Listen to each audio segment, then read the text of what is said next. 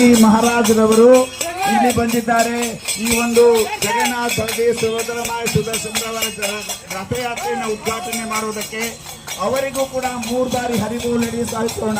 ಹರಿ ಬೋಲ್, ಹರಿ ಬೋಲ್, ಹರಿ ಬೋಲ್.